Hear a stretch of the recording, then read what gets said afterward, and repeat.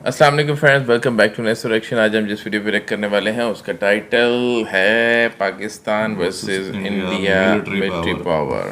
Friends, इस video का original link आपको टॉप ऑफ द डिस्क्रिप्शन में मिल जाएगा, प्लीज़ इसको चेकआउट कर लीजिएगा। और अगर आप हमारे चैनल पर नए हो तो प्लीज़ पहले चैनल को सब्सक्राइब कर दें, बेल आइकन के बटन को जरूर प्रेस कीजिएगा ताकि हर नई आने वाली वीडियो आप तक सबसे पहले पहुंच जाया करे। और बने रहिएगा आखिर तक ताकि इस वीडियो को देखने के बाद हम लोग इस पर डिस्कशन करें कि वीडियो कैसी लगी, इसमें क्या क्या था। स्टार्ट करते हैं इस वीडियो को।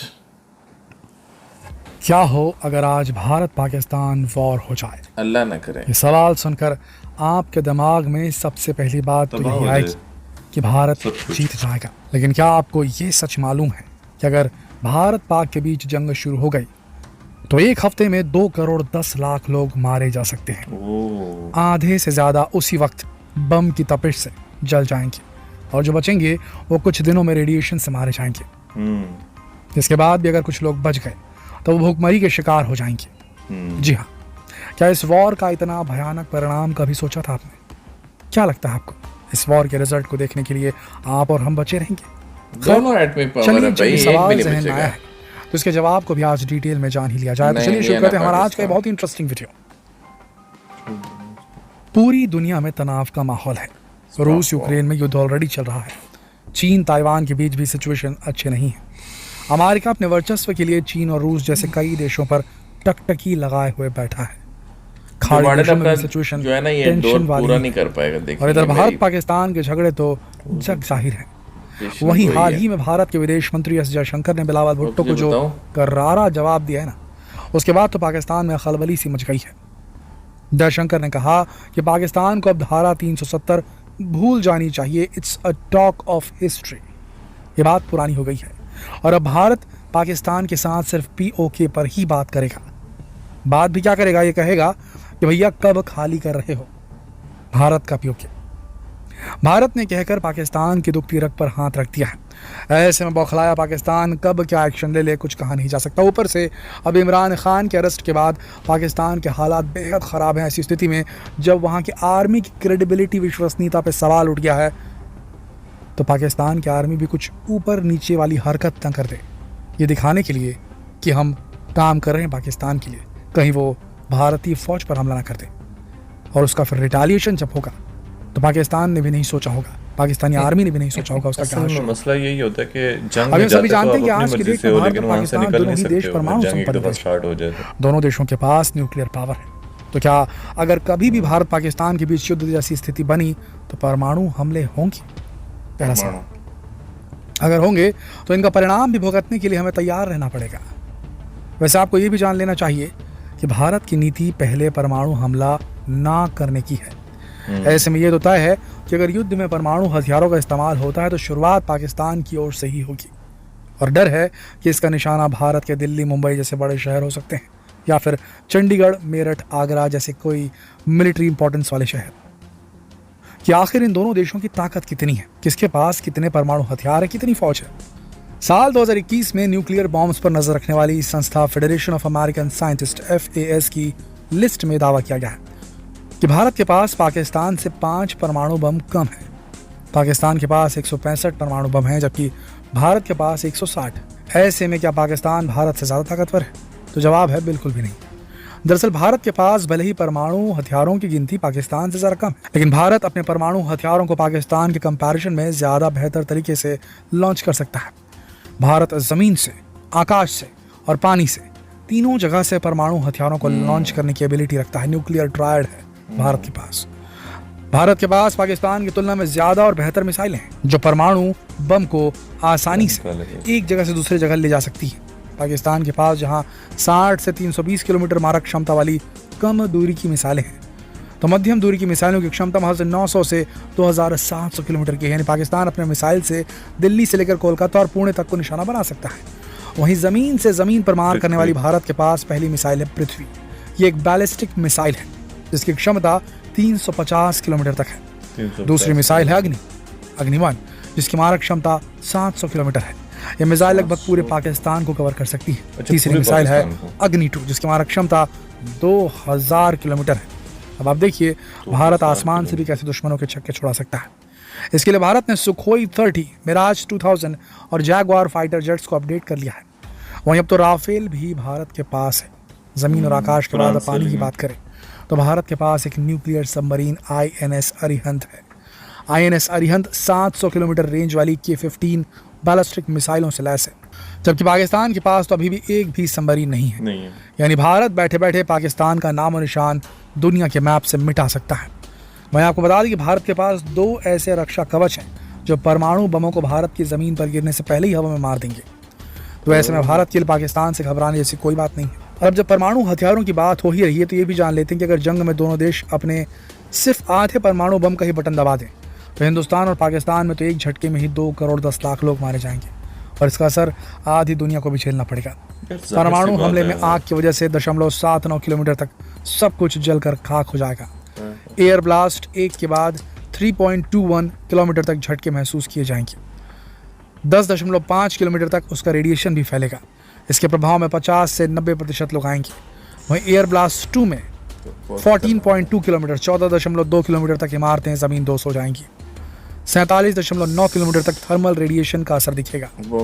एयर ब्लास्ट 3 के बाद 93.7 किलोमीटर 93.7 किलोमीटर तक खिड़कियों के शीशे टूट सकते हैं और 100 किलोमीटर के दायरे तक विनाशकारी मंजर देखने को मिलेगा। वैज्ञानिकों की माने तो दोनों देशों के बीच एटमी जंग की सूरत में हालत ये होगी कि बमों के रेडिएशन का असर लोगों को सिर्फ तड़पाएगा नहीं बल्कि दूसरे तरीकों और नतीजों से भी उन्हें तिल तिल करके मारेगा। इतने रेडिएशन से वायुमंडल में ओजोन परत गायब हो जाएगी। अब वायुमंडल से ओजोन परत के गायब होने या बर्बाद होने का मतलब ये है कि हवा से वो गैस ही खत्म हो जाएगी जो मौसम को बदलती है। यानी आधी धरती में सर्दी गर्मी के फिक्स मौसम का सिलसिला ही बंद हो जाएगा।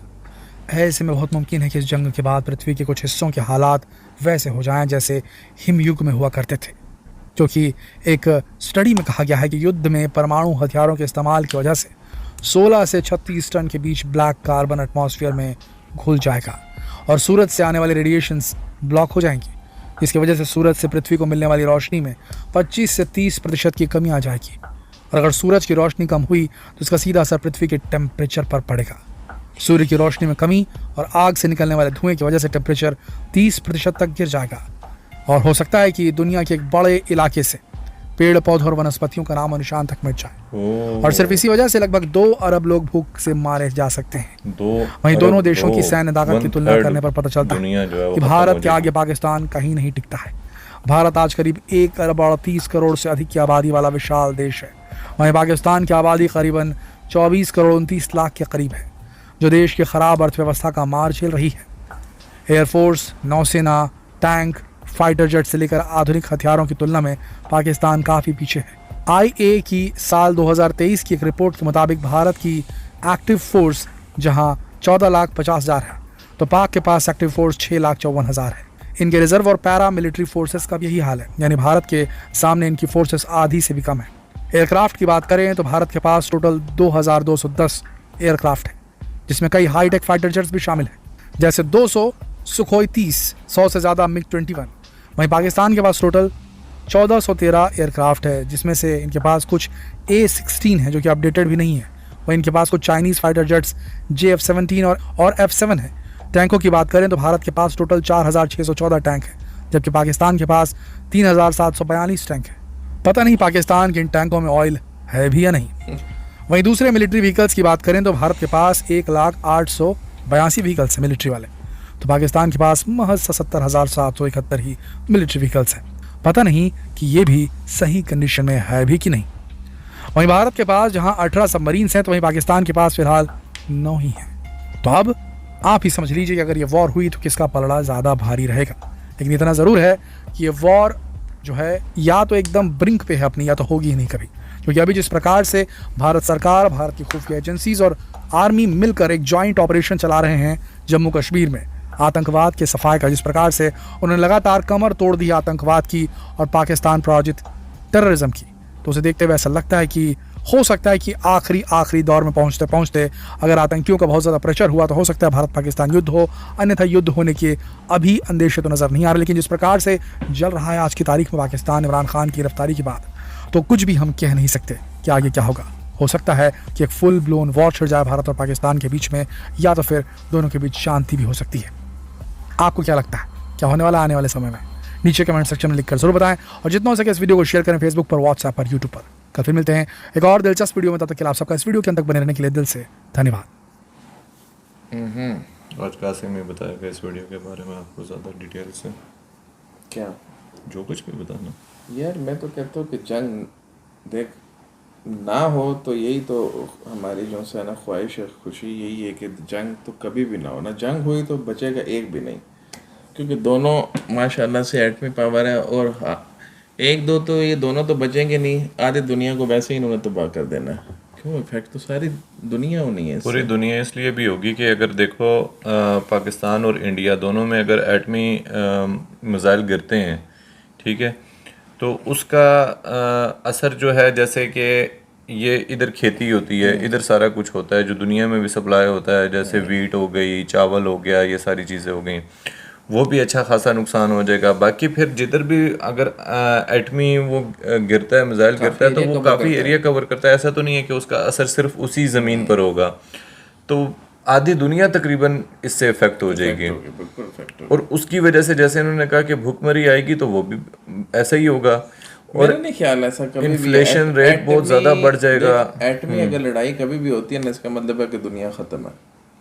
यार ये बात असल में सिर्फ यही है, जैसे इन्होंने मेरे ख्याल से साइन भी किया हुआ पाकिस्तान और इंडिया ने, कि यार अगर कभी भी लड़ाई होती भी है तो हम ये एटमी जो पावर है इसको यूज़ नहीं करेंगे। ये तो दुनिया में मेरे ख्याल में सब ने किया हुआ है ना मेरे ख्याल से इस तरह। लेकिन देख, हो तो चुके हैं ना, मिसालें तो हैं ना ऐसी।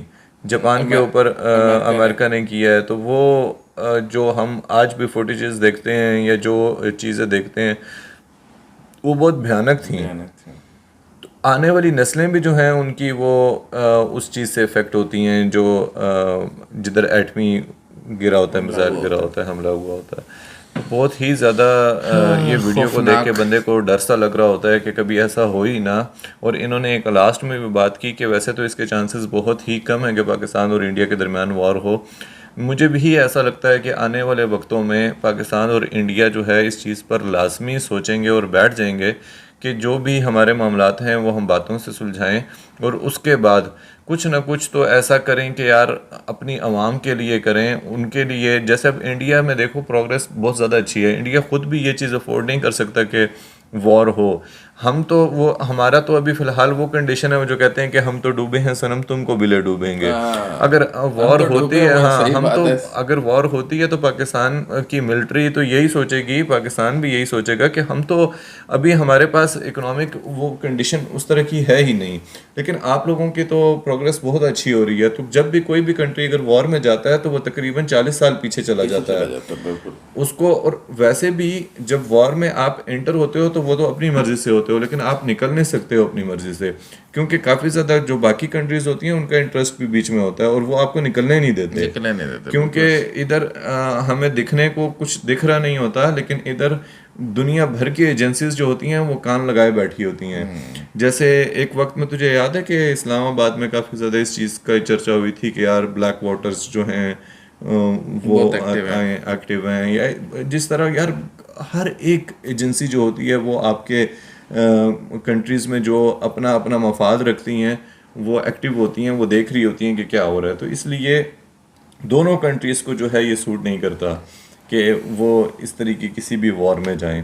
तो बहरहाल जो इन्होंने कंपैरिजन बताया, ठीक है, पाकिस्तान से इंडिया इस टाइम पे बहुत ज़्यादा आगे है, लेकिन जब भी अब जैसे अगर एक बहुत भी कमज़ोर कोई शख्स होता है, अगर उसके पास एक हथियार है ना, तो अगर आप उसको ऊपर अटैक करते हो या कुछ भी करते हो तो वो लाजमी उसको, उसके लिए आखिरी वो यही होता है कि यार मैं जा रहा हूँ तो मैं फिर ये यूज़ करूँ, तो हाँ, तो वो फिर अगर पाकिस्तान हो या इंडिया हो, जिसके पास अगर एटमी ताकत है तो उसने फिर आखिरकार यही यूज़ करना होगा।